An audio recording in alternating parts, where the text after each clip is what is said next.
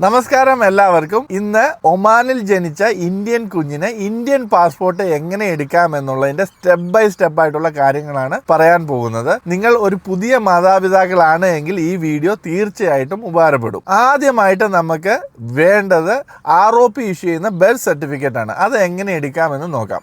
ROP issue ചെയ്യുന്ന birth certificate apply ചെയ്യേണ്ടത് നമ്മുടെ കുട്ടി എവിടെ ജനിച്ചോ ആ ഹോസ്പിറ്റൽ ത്രൂ ആണ്. ആ ഹോസ്പിറ്റലിൽ നമ്മൾ കൊടുക്കേണ്ടത് നമ്മുടെ ID-യും മാരേജ് സർട്ടിഫിക്കറ്റിന്റെ കോപ്പിയുമാണ്. ആ ഡീറ്റെയിൽസ് വെച്ചിട്ട് ഹോസ്പിറ്റലിൽ നിന്നും അവരൊരു ഫോം തരും. ആ ഫോം നമ്മൾ ക്ലിയർ ആയിട്ട് ഫില്ല് ചെയ്ത് കൊടുക്കണം. ചിലപ്പോൾ കുട്ടിയുടെ പേരൊന്നും ആ ടൈമിൽ ഇട്ട് കാണത്തില്ല. അതുകൊണ്ട് നമുക്ക് ബേബി ഓഫ് മദർ എന്ന് പറഞ്ഞിട്ട് തന്നെ ഇട്ട് കൊടുത്താൽ മതി. എന്നിട്ട് അവര് അവിടുന്ന് അപ്ലൈ ചെയ്യും. നമ്മുടെ മൊബൈൽ നമ്പറും കാര്യങ്ങളും എല്ലാം വെച്ചിട്ട് അവര് ഹോസ്പിറ്റലിൽ നിന്നും അപ്ലൈ ചെയ്യുകയാണ് ചെയ്യുന്നത് ROP-യിലേക്ക് അപ്ലൈ ചെയ്ത് കഴിഞ്ഞ് ഒരു 2-3 ദിവസം കഴിഞ്ഞ് കഴിയുമ്പോൾ നമുക്ക് ഒരു മെസ്സേജ് നമ്മുടെ ഫോണിൽ വരും. അതായത് നമ്മൾ നിയറസ്റ്റ് ആയിട്ടുള്ള ROP വിസിറ്റ് ചെയ്യാൻ പറഞ്ഞു, നമ്മുടെ ID കാർഡൊക്കെ എടുക്കുന്ന സെന്റർ വിസിറ്റ് ചെയ്യാൻ പറഞ്ഞ് വരും. അങ്ങനെ ആ ഒരു മെസ്സേജ് കിട്ടിക്കഴിഞ്ഞ ഉടനെ തന്നെ നിങ്ങളുടെ എല്ലാത്തിൻ്റെയും പാസ്പോർട്ടിന്റെ ഒറിജിനൽ, മാതാപിതാക്കളുടെ പാസ്പോർട്ടും നിങ്ങളുടെ മാതാപിതാക്കളുടെ ഒമാനിലെ ID-യും മാരേജ് സർട്ടിഫിക്കറ്റിന്റെ കോപ്പിയും കൈ കരുതിക്കൊണ്ട് നിങ്ങൾ ROP വിസിറ്റ് ചെയ്യുക. ROP വിസിറ്റ് ചെയ്ത് കഴിയുമ്പോൾ നമുക്ക് ടോക്കൺ ഉണ്ട്.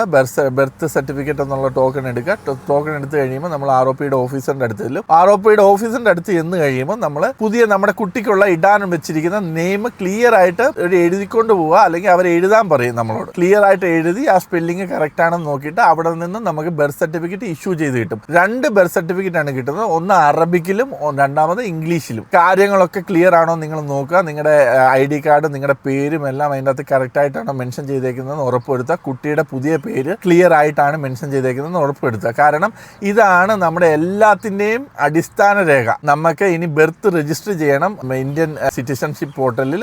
അതുകൂടാതെ നമുക്ക് പാസ്പോർട്ടും എടുക്കണം. അതിനെല്ലാത്തിൻ്റെയും അടിസ്ഥാന രേഖ എന്ന് പറഞ്ഞാൽ ഈ ROP ഇഷ്യൂ ചെയ്യുന്ന ബർത്ത് സർട്ടിഫിക്കറ്റ് ആണ്. രണ്ടാമത്തെ സ്റ്റെപ്പ് എന്ന് പറയുന്നത് ബർത്ത് രജിസ്ട്രേഷൻ ആണ്. അത് ചെയ്യേണ്ടത് ഇന്ത്യൻ സിറ്റിസൺഷിപ്പ് പോർട്ടലിൽ കയറിയിട്ടാണ് നമ്മൾ നമ്മുടെ ഡീറ്റെയിൽസ് എല്ലാം ക്ലിയർ ആയിട്ട് ഫില്ല് ചെയ്യുക. അത് ആദ്യം ഇന്ത്യൻ സിറ്റിസൺഷിപ്പ് പോർട്ടലിൽ കയറി ഒരു ലോഗിൻ ക്രിയേറ്റ് ചെയ്യുക നമ്മുടെ ഡീറ്റെയിൽസ് വെച്ചിട്ട്. അത് കഴിഞ്ഞിട്ട് നമ്മൾ ഓരോ ഡീറ്റെയിൽസും, കുട്ടിയുടെ ക്ലിയർ ആയിട്ടുള്ള പേര്, നമ്മുടെ ഡീറ്റെയിൽസ്, അഡ്രസ്സ്, കാര്യങ്ങളെല്ലാം വെച്ചിട്ട് നമ്മൾ ഫില്ല് ചെയ്യുക. അതിനകത്ത് പ്രത്യേകം ശ്രദ്ധിക്കേണ്ടത്, നമ്മൾ സെലക്ട് ചെയ്യേണ്ടത് ഇന്ത്യൻ സിറ്റിസൺഷിപ്പിൻ്റെ ഓപ്ഷനിൽ സെക്ഷൻ 4, അതായത് acquisition of Indian citizenship by descent എന്നുള്ള ഓപ്ഷനാണ് നമ്മൾ സെലക്ട് ചെയ്യേണ്ടത്. എന്നിട്ട് ഫില്ല് ചെയ്യുക. ക്ലിയർ ആയിട്ട് അതെല്ലാം ഫില്ല് ചെയ്യുക.